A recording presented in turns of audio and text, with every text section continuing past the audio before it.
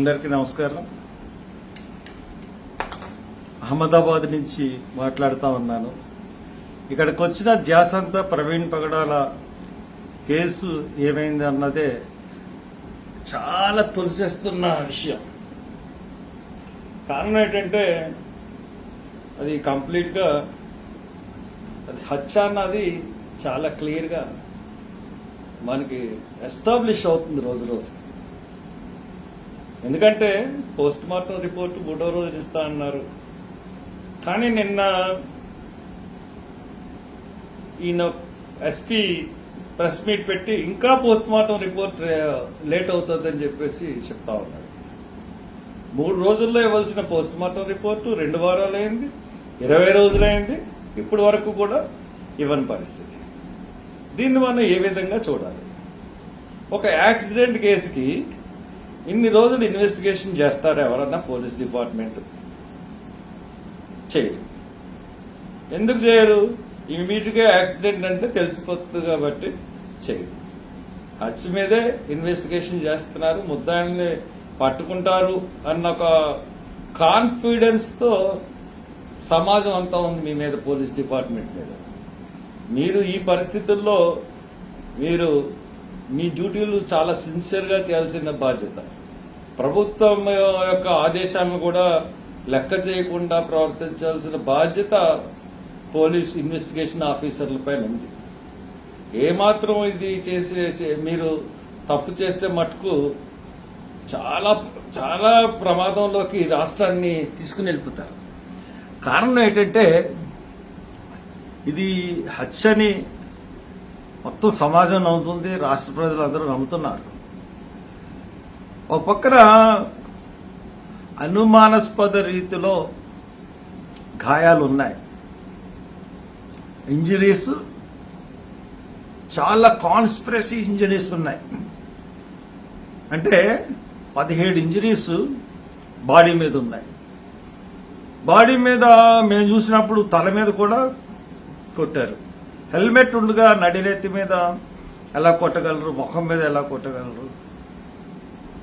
ఇవన్నీ కూడా ఎవరికాళ్ళు నిర్దేశించుకుని ఎవరికాళ్ళు ఇది ఆ రోజున అనుకుని పెద్ద జనం వచ్చారు రాజమండ్రి.